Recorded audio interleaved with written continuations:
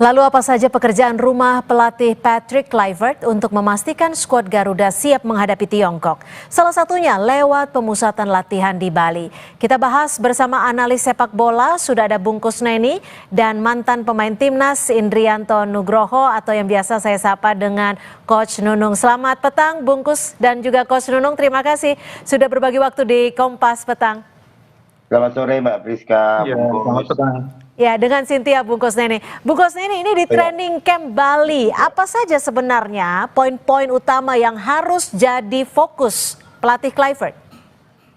Iya, yang pertama menurut saya pasti yang paling diutamakan adalah bagaimana memulihkan kondisi pemain ya. Karena kita tahu beberapa pemain sudah selesai kompetisinya, termasuk oleh Romani kan sudah selesai kompetisinya. Beberapa pemain lain juga sudah selesai sekitar sepekan yang lalu, pertandingan masih bulan Juni. Itu ada jeda waktu kurang lebih 20 hari menuju ke pertandingan. Kalau tidak dijaga kondisinya, itu akan membuat pelatih bermasalah dengan dengan level fitnessnya pemain. Yeah. Jadi memang perlu sekali menjaga kondisi pemain, bahkan untuk pemain yang sudah menurun dipulihkan lagi supaya nanti mereka berada di level fitness yang cukup untuk bermain 90 menit. Itu yang pertama. Yang kedua juga ini kesempatan yang bagus untuk membangun chemistry.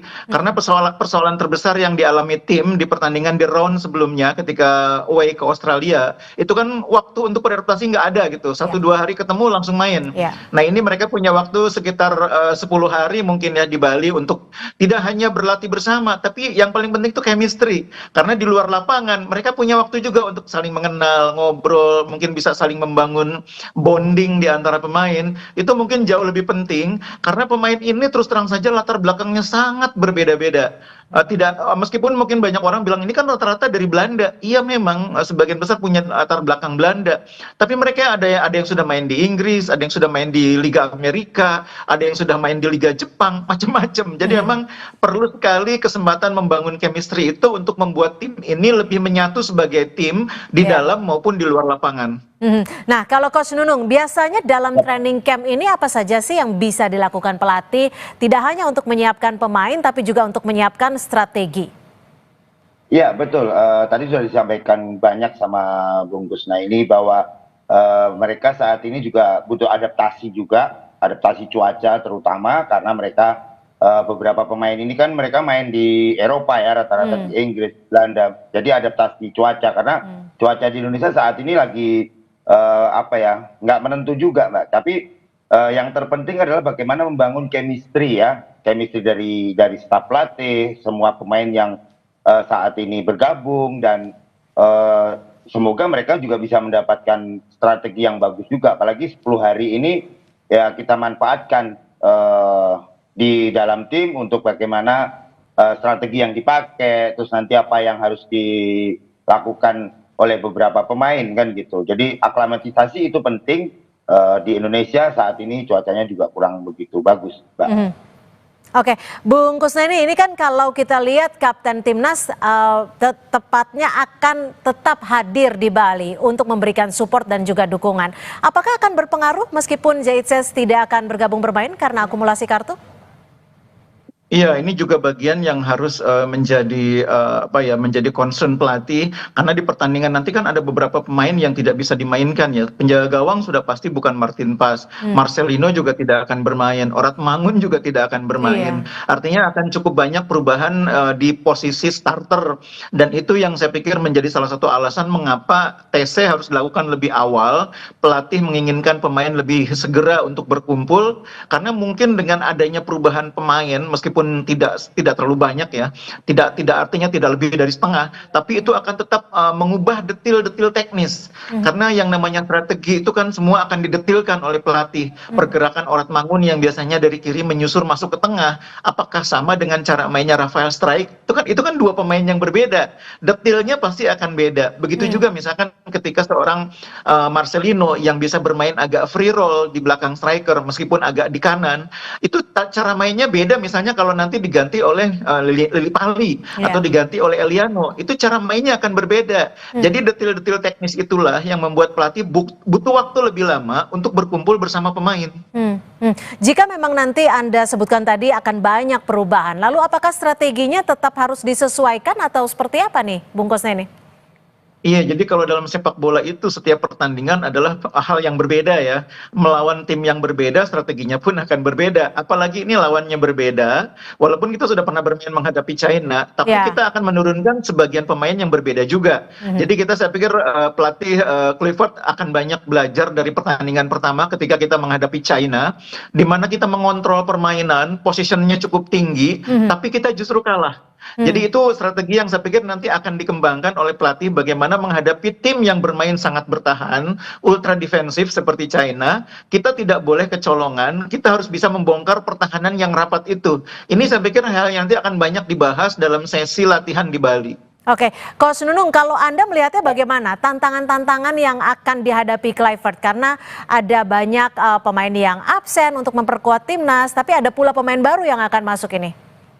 Ya, pastinya butuh strategi baru juga. Tadi Bungkus sudah bicara banyak bahwa strategi yang akan kita butuhkan, apalagi China pasti mereka juga akan melakukan pertahanan yang mungkin berlapis karena mereka juga butuh kemenangan, apalagi kita ini main di kandang. Jadi paling enggak pemain-pemain kita juga harus bisa memaksimalkan siapapun nanti yang akan diturunkan, entah Lili Pali atau siapapun nanti. Makanya kita berharap pemain-pemain kita di sesi TC saat ini di Bali, mereka bisa fokus untuk bagaimana Patrick Kluivert memberikan strategi. Jadi nanti di dalam pertandingan mereka sudah tidak butuh waktu lama untuk beradaptasi. Dan saya berharap juga Patrick Kluivert bisa memberikan strategi yang bagaimana melawan China nanti, Mbak. Kalau Bung Kusneni, analisa Anda strategi apa yang akan jadi andalan dari Kluivert saat melawan Tiongkok nanti? Iya, sebetulnya cara main tim Belanda itu kan banyak menginspirasi permainan timnas Indonesia ya, karena pelatihnya berasal dari Belanda. Jadi bermain dengan formasi 4-3-3 di mana sayap-sayap akan bergerak menusuk ke dalam. Itu kan ciri khas permainan Belanda yang juga sudah diadaptasi oleh timnas Indonesia dalam beberapa pertandingan terakhir. Cuma mungkin dengan pemain yang berbeda, pelatih tentu akan menyesuaikan. Nah, juga yang harus diantisipasi oleh pelatih adalah China ini suka bikin kejutan. Jadi di pertandingan pertama ketika mereka main di kandang, orang mengira mereka akan bermain keluar, ternyata mereka bermain sangat bertahan, menunggu kita di area pertahanan sekitar 30 meter di depan kotak penalti, menunggu pemain kita lengah, kemudian serangan balik mereka membuat kita kecolongan. Nah, yang menarik, apakah Cina akan memainkan strategi yang sama atau mereka akan membuat kejutan lagi dengan strategi yang lebih terbuka mainnya? Ini kan semua harus disiapkan antisipasinya. Ada rencana A, rencana B. Rencana A kalau Cina bermain seperti di laga sebelumnya, rencana B kalau Cina justru bermain sebaliknya, lebih ofensif. Rencana C mungkin kalau Cina bermain dengan kombinasi gabungan dua taktik itu. Jadi rencana ABCD-nya itu harus disiapkan betul oleh pelatih dan semua itu harus diterapkan dalam latihan. Kalau kita menggunakan rencana A, latihannya begini, rencana B begini, semua kan pasti akan didetilkan dalam latihan. Makanya kalau saya sih menarik untuk melihat bagaimana sesi latihan di Bali nanti, di samping soal bagaimana pemain membangun chemistry, bagaimana menyamakan level fitness pemain, strategi itu nanti akan sangat penting juga. Oke, Coach Nunung, lalu apa yang harus diwaspadai dari pola-pola permainan Tiongkok nih, Coach? Ya, itu tadi sudah disampaikan Bung Kusnaini bahwa ya kita harus melakukan kontra strategi yang akan dilakukan oleh China. Ya salah satunya mungkin akan menyerang total, tapi juga kita tidak boleh gegabah juga karena di pertandingan leg pertama kita melakukan hal yang sama juga. Ternyata China lebih bertahan untuk melakukan counter. Nah, sekarang tinggal bagaimana memanfaatkan waktu yang ada ini. Patrick Kluivert bisa memberikan strategi lagi apa yang harus dilakukan. Tadi sudah disampaikan juga Bungkus bahwa plan A, plan B, plan C itu harus jelas. Jadi nanti pemain sudah tinggal menjalankan di latihan dan di pertandingan itu sama. Jadi plan A-nya seperti apa, plan B seperti apa, plan C seperti apa. Apa yang dilakukan China pasti ada lah nanti kontra strateginya Patrick Kluivert untuk melawan China, Mbak. Bung Kusneni, lalu menurut Anda, apakah seorang Kluivert sudah menyiapkan plan A sampai D yang Anda sebutkan tadi?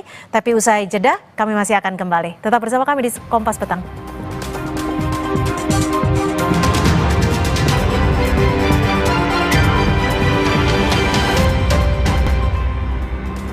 Terima kasih Anda masih bersama kami di Kompas Petang dan kita masih membahas mengenai kesiapan Timnas melawan Tiongkok yang akan beradu pada 5 Juni 2025 mendatang. Saya akan kembali ke Bung Kusneni. Persiapan-persiapan dari Kluivert dari pola A sampai D menurut Anda sudah disiapkan oleh pelatih? Iya, dengan jajaran asisten pelatih yang begitu banyak, saya sih optimis ya semua sudah disiapkan. Bahkan mungkin bukan hari ini, persiapan strategi itu sudah disiapkan bahkan mungkin sejak pertandingan terakhir lawan Bahrain ya. Alex Pastur dan jajaran pelatih yang lain, Dani Lansat dan sebagainya itu sudah mulai mereka-reka pemain yang akan bisa disiapkan untuk lawan Bahrain itu A, B, C, D, E, F dan seterusnya. Skenarionya, formasinya A, B, C, D itu semua sudah disiapkan. Nah ditambah lagi mereka kemudian melakukan sejumlah pengamatan terhadap pertandingan yang dilakukan oleh pemain-pemain yang ada di Liga Belanda maupun di Liga Indonesia. Jadi saya sih optimis semua sudah disiapkan dengan baik. Harapan terbesarnya adalah semua pemain bisa datang ke Jakarta nanti dalam kondisi yang baik, tidak ada yang cedera, level kebugarannya pun semua dalam keadaan yang baik, sehingga pelatih bisa menurunkan skuad terbaik. Karena kalau kita tidak punya skuad terbaik, Cina juga nggak boleh diremehkan. Cina itu dalam beberapa pertandingan terakhir perkembangannya cukup baik. Nah kita nih pertandingan lawan China ini adalah kesempatan atau lawan Tiongkok ya, kesempatan terbesar untuk lolos ke putaran keempat, wajib menang karena pertandingan terakhir lawan Jepang tentu akan jauh lebih sulit. Jadi kalau mau lolos ke Piala Dunia, mulailah dengan berpikir lolos ke putaran keempat, caranya dengan menang lawan China atau Tiongkok. Coach Nunung, kenapa harus dipilih training camp di Bali, padahal permainannya ataupun duelnya itu akan berlangsung di Jakarta? Ya mungkin untuk pemain juga akan refreshing juga ya, karena cuaca di Bali juga mungkin hampir sama dengan Jakarta, panasnya ada, mungkin hujannya ada. Jadi aklimatisasi itu penting buat pemain Eropa terutama, dan mereka butuh refresh juga, tapi mereka harus tetap fokus, konsentrasi melawan Tiongkok. Dan ya semoga latihan di Bali ini bisa menjadikan juga chemistry pelatih, staf pelatih dan pemain bisa padu dan bisa memberikan yang terbaik di tanggal 5 nanti, Mbak. Bung Kusneni, kalau kita melihat kekuatan Tiongkok yang sering mengandalkan fisik dan juga permainan yang direct, apakah timnas kita, timnas Indonesia harus menyiapkan strategi khusus untuk bisa mampu melawan Tiongkok dan memberikan kemenangan bagi timnas? Iya, dalam beberapa pertandingan terakhir termasuk waktu lawan Indonesia, memang strategi permainan Tiongkok atau China ini kan lebih banyak mereka defense counter ya, mereka bertahan dengan rapat di belakang lalu serangan balik. Nah ini juga udah dialami oleh timnas Indonesia ketika mereka kecolongan 2 gol ya. Mudah-mudahan itu semua sudah dipelajari. Jadi mungkin kalau strategi khusus sih pelatih saya pikir semua sudah paham lah bagaimana mengatasinya. Tinggal bagaimana detailnya. Pemain China yang melakukan serangan balik itu kan biasanya pemain depannya, dua sayapnya kiri kanan. Nah pemain kita yang nanti harus waspada terhadap pergerakan dua sayap China ini siapa? Pelatih harus mendetilkan dalam latihan. Saya sih optimis semuanya sudah diantisipasi oleh pelatih, karena kali ini keberuntungan bagi pelatih kita adalah waktu persiapan panjang. Ada TC dulu di Bali. Yang kedua, mereka sudah bisa mengevaluasi pertandingan sebelumnya waktu kalah lawan China. Jadi dua keberuntungan itu akan membuat kita bisa lebih siap menghadapi China. Tidak ada lagi hal-hal yang membuat kita terkejut, tidak ada lagi hal-hal yang membuat kita kaget, sehingga akhirnya kita tidak siap. Kali ini saya yakin pasti siap. Coach Nunung, kalau menurut Anda melihatnya kansnya seberapa besar sih Indonesia bisa menaklukkan Tiongkok? Dengan persiapan yang tadi sudah Bungkus bilang bahwa persiapan kita ada 10 hari dan chemistry pemain juga semoga bisa cepat padu, dan ya optimis Mbak, karena dukungan supporter, dukungan masyarakat sangat penting buat lawan Tiongkok. Dan saya berharap pemain juga sudah cepat adaptasi dengan cuaca terutama, dan semoga di sisa latihan atau sisa pertandingan ini mereka bisa cepat bisa strategi bisa berjalan dengan baik, Pak. Bung Kusneni, dari kualitas pemain dan juga skuad timnas, apa yang sekiranya bisa di-upgrade ataupun bisa ditambahkan agar pola permainan kita bisa jauh lebih baik dari pertandingan-pertandingan sebelumnya?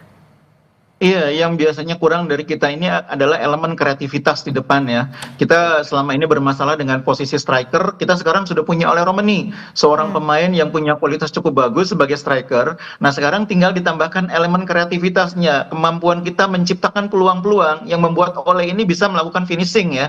Nah, sayangnya memang Moratmangun dalam keadaan yang kita butuhkan ini tidak bisa bermain karena faktor kebugaran dan sebagainya gitu ya.